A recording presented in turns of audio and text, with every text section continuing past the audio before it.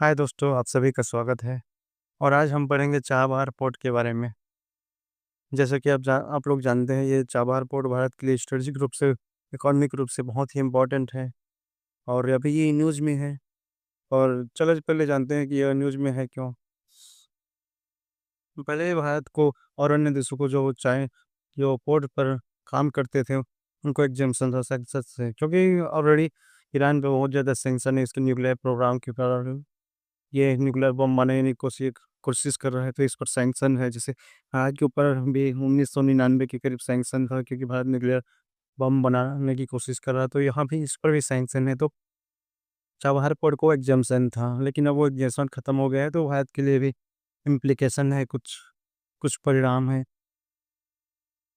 तो इसके लिए एग्जम्पशन खत्म हो गया है, तो ये न्यूज़ में है। चलिए देखते हैं कि भारत पर क्या इम्पैक्ट करेगा अगर भारत इसमें कोई वर्क नहीं कम ऑपरेशन नहीं कर पाता, या इसमें इन्वेस्टमेंट नहीं कर पाता, इसको हैंडल नहीं कर पाता, तो क्या होगा? पहला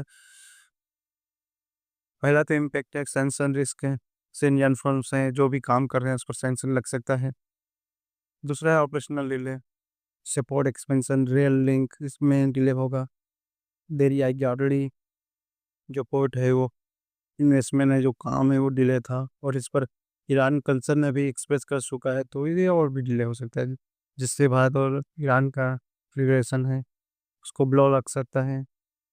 फिर आता है static setback, access to central Asia, Afghanistan. जो भारत एक्सेस करता है इससे अफगानिस्तान और सेंट्रल एशिया को, उसको सेटबैक लग सकता है, स्टेटिक सेटबैक हो। और एक ग्वादर पोर्ट है जो 170 किलोमीटर दूर में है चाबहार से, उसको एज मिल सकता है। चाबहार में चाइना का इन्वेस्टमेंट है, जिससे उसका इन्फ्लुएंस इस रीजन में बढ़ सकता है। और है सेटबैक टू ईरान इंडिया ताइश, जैसे कि अभी मैं बताया, ऑलरेडी भारत स्टॉप कर चुका है ऑयल इम्पोर्ट को। जो पहले भारत उसका बहुत बड़ा इम्पोर्टर था ऑयल का, लेकिन अब सैंक्शन के कारण उसका लगभग जीरो हो गया, नील पर आ गया है। तो अगर पोर्ट भी सैंक्शन के अंदर आएगा, तो ये भारत और ईरान टाइस के लिए खतरा है। ईरान भारत के एनर्जी संबंध के लिए बहुत इंपॉर्टेंट है। Higher cost shipping, trade, insurance से भारत जो भी एक्सपोर्ट करेगा वो महंगा हो जाएगा। जिससे कम्पिटिट उतना कम्पिटिटिव नहीं रहेगा भारत का एक्सपोर्ट। ऑलरेडी भारत का एक्सपोर्ट कुछ डायरी फेस कर रहा है, जैसे अमेरिका में। हम नाउ भारत और भी मार्केट खोज रहा है, तो अगर ये महंगा हो जाता है तो भारत के एक्सपोर्ट के लिए अच्छा नहीं है। इससे ट्रेड डेफिसिट भारत का बढ़ेगा, और जो फॉरेन रिजर्व है वो भी कम होगा, और रुपया जो है वो वीक होगा। फिर आता है weak full hold in Middle East. फिर है, अगर चाबहार में इन्वेस्टमेंट नहीं को इसको वर्क नहीं कर पाएगा, तो इसका जो फुट होल्ड है, स्ट्रेटजिक फुट होल्ड है, वो वेस्ट एशिया में कम होगा।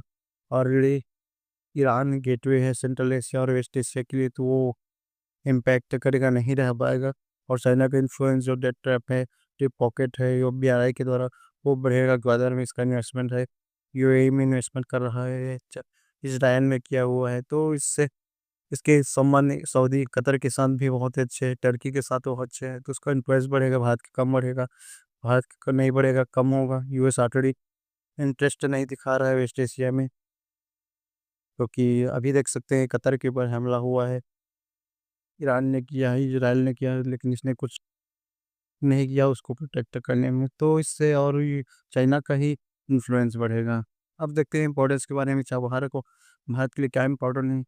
जैसा कि हम पढ़े हैं, ये एक्सेस देता है सेंट्रल एशिया, अफगानिस्तान भारत के लिए इम्पोर्टेंट है, क्योंकि इससे टेररिज्म भारत में आ सकता है, कश्मीर में आ सकता है। और सेंट्रल एशिया भारत के लिए energy, oil, uranium, critical metal के लिए बहुत इंपॉर्टेंट है। ट्रेड के लिए इम्पोर्टेंट, भारत एक्सपोर्ट कर सकते हैं, ये बड़ा मार्केट है।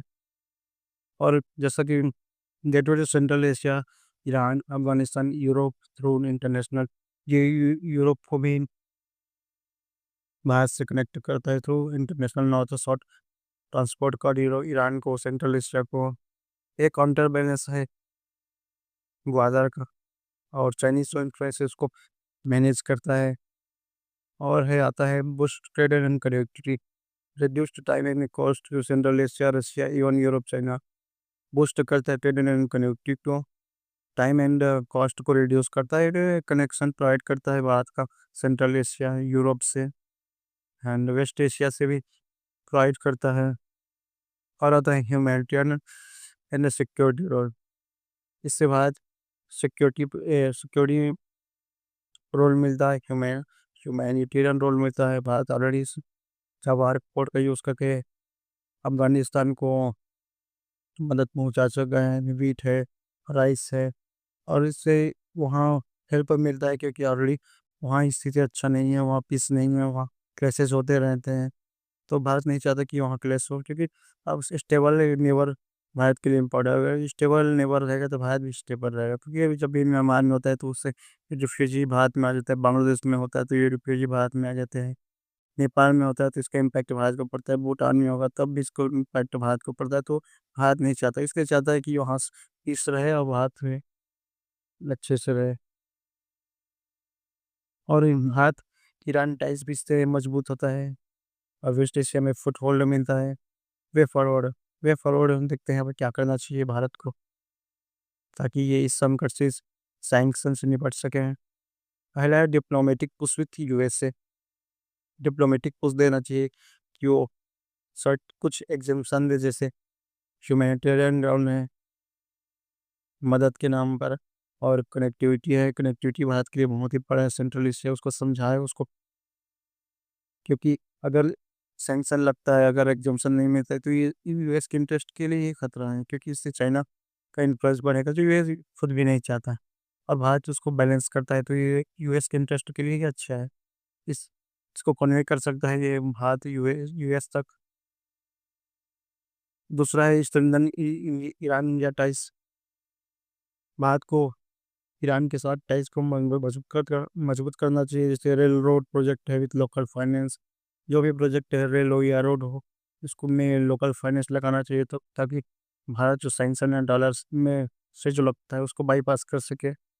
इन्वॉल्व अदर नेशन, भारत को अदर नेशन को इन्वॉल्व करना चाहिए, जैसे जापान है, यू है, क्योंकि यू सैंक्शन के पक्ष में नहीं था। ये चाहते जेसीपीओ से जब अमेरिका निकल गया, तो यूएस ने चाइना, जर्मनी या यूएस से कंसल्ट नहीं किया। तो ये अभी भी चाहता है बातचीत करना, क्योंकि स्टेबल ईरान ही सबके लिए और पीसफुल वेस्ट के एशिया के लिए महत्वपूर्ण है। क्योंकि ईरान का कई प्रॉक्सीज है, जैसे हुतीस है, हमास है और हिजबुल्ला है, उससे ये वेस्ट एशिया में टेंशन क्रिएट करता है। तो अगर सैंक्शन नहीं लगता, उसका रिलेशन सबके साथ अच्छा है, तो ये वो काम नहीं कर सकता है। हो सकता है कि वो काम करना छोड़ दे, एटम बम बनाना छोड़ दे, और अगर सैंक्शन खत्म हो जाएगा तो ऑयल मार्केट में आएगा, जिससे ऑयल प्राइस भी स्टेबलाइज होगा, और ये यूएस भारत सबके लिए अच्छा है। फिर आता है नॉन यूएसडी चैनल, रुपी रियालिटेड करना चाहिए ताकि बाईपास कर सके डॉलर को। फिर डाइवर्स कनेक्टिविटी, भारत को बाहर बॉर्डर पे ही निर्भर नहीं रहना चाहिए, इसको international north south transport corridor को यूज़ करना चाहिए, Russian and central east route को यूज़ करना चाहिए।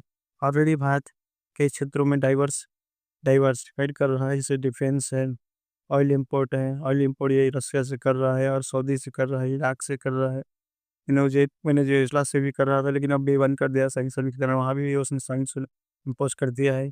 यूएस से कुछ ऑयल इंपोर्ट करता है, तो यहाँ भी डाइवर्स सोर्स है ऑयल का भारत को। अब देखते हैं चाबहार पोर्ट। ये देखिए चाबहार पोर्ट है ईरान में, मुंबई से यहाँ जा सकते हैं। फिर चाबहार से अफगानिस्तान जाता है कि हाईवे जो अफगानिस्तान जोड़ता है यहाँ। फिर अफगानिस्तान के ऊपर में है सेंट्रल एशिया, फिर आता है रसिया, फिर आता है यूरोप। तो ऐसे ही ये जुड़ जाता है मुंबई से चाबहार, चाबहार से Afghanistan, Afghanistan central Asia, central Afghanistan से फिर नॉर्थ और साउथ ट्रांसपोर्ट कॉरिडोर आता है। फिर यूरोप तक भी भारत पहुंच सकता है, पहुंचता है, कनेक्टिविटी मिलता है भारत को, तो इम्पोर्टेंट है भारत के लिए। अब देखते हैं इंटरेस्टिंग फैक्ट है, आप भी सुने होंगे वेस्ट एशिया मिडिल ईस्ट। लेकिन इसमें डिफरेंसेस, कभी कभी ऐसा होता है कि दोनों का मतलब सेम चीज़ के लिए यूज़ किया जाता है, लेकिन इसमें कुछ डिफरेंसेस है, वो आज देखते हैं। वेस्ट एशिया कब यूज़ करें, मिडिल ईस्ट यूज़ कब करें, वेस्ट एशिया क्या है पहले देखते हैं। West Asia western part of Asia है, जिसमें है अरबियन पेनिनसुला, जिसमें Saudi, Qatar, UAE, Bahrain, Kuwait, Oman, Yemen, Iraq, Syria, Lebanon, Jordan, Israel, फ़लस्तीन, ईरान, टर्की। ये कभी-कभी अफ़गानिस्तान, आर्मेनिया, अज़रबैजान और जॉर्जिया को भी इंक्लूड करता है। लेकिन Middle East political historical term है, ये जो ज्योग्राफिकल टर्म नहीं है।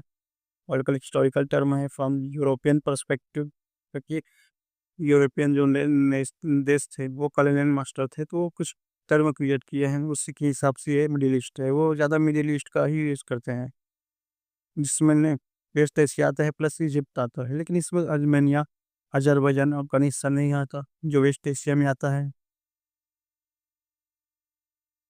सिंपल सा है कि अगर चाबहार पोर्ट पे सैंक्शन लगता है तो ये भारत के स्ट्रेटजिक सेटबैक है। ईरान के साथ टाइस कमजोर रहेगा, चाइना का इन्फ्लुएंस बढ़ेगा, ब्रदर को मजबूती मिलेगी। ईरान हो सकता है कि और ये एटम बम के लिए जाए, इसका प्रॉक्सीज को मजबूत करे, जैसे हुतीस है, हमास है, हिजबुल्ला है, यूएस के खिलाफ और लड़े और भारत के खिलाफ साथ ना दे, जैसे ये बीच बीच में कश्मीर के लिए बोलता ही रहा है, मुस्लिमों माइनॉरिटी राइट्स पर बोलता ही रहा है। हो सकता है भारत के ईरान टाइस को और सेटबैक मिल सकता है, ब्लो मिल सकता है। यूएस ऑलरेडी इंटरेस्ट नहीं दिखा रहा है, तो चाइना की इन्फ्लुएंस बढ़ेगा। तो ये वेस्ट एशिया भारत के स्टैंडर्ड नेबरहुड है, तो ये भारत नहीं चाहता है। और अगर वहाँ टेंशन क्रिएट होता है तो भारत के लिए खतरा है, क्योंकि अगर टेंशन क्रिएट होता है तो ऑयल का प्राइस ऊपर चला जाएगा और भारत का ऑयल इम्पोर्ट बढ़ जाएगा, और इससे ट्रेड बैलेंस भी, करंट अकाउंट डेफिसिट है वो ऊपर चला जाएगा, जिससे रुपया कमजोर होगा। ये भारत नहीं चाहता। और ऑयल का कॉस्ट बढ़ता है, इससे और भारतीय कंज्यूमर को ही पर ही बोझ बढ़ेगा। तो ये सब इम्पैक्ट है। अगर एग्जामेशन भारत को नहीं मिलता, कनेक्टिविटी बढ़ कर जाता है, तो सेंट्रल एशिया की कनेक्टिविटी कर जाएगा, अफगानिस्तान से, यूएई से, यूए रसिया से, यूरोप से भारत को लॉन्गर रूट लेना पड़ेगा, कॉस्ट बढ़ेगा और टाइम भी ज़्यादा लगेगा, तो एक्सपोर्ट कम्पिटिटिव नहीं रहेगा उतना। तो ये सब है। एंड अभी बताइए, भारत को क्या डिप्लोमेटिक टूल अपनाने चाहिए ताकि ये भारत कुछ एग्जाम्पशन ले सके, ताकि भारत जो वर्क है उसको जारी रख सके और एक्सेस कर सके सेंट्रल एशिया, अफगानिस्तान और रसिया, यूरोप को। और इसका अगर आप लोग चाहते हैं तो नए टेलीग्राम चैनल पे मिल सकता है, जिसका नाम है career path by Aninder Tiwari, जिसका लिंक डिस्क्रिप्शन बॉक्स में है। और आज के लिए इतना ही। अगले क्लास में कुछ और बारे में देखेंगे, जैसे भारत यूएस ट्रेड है। एंड धन्यवाद।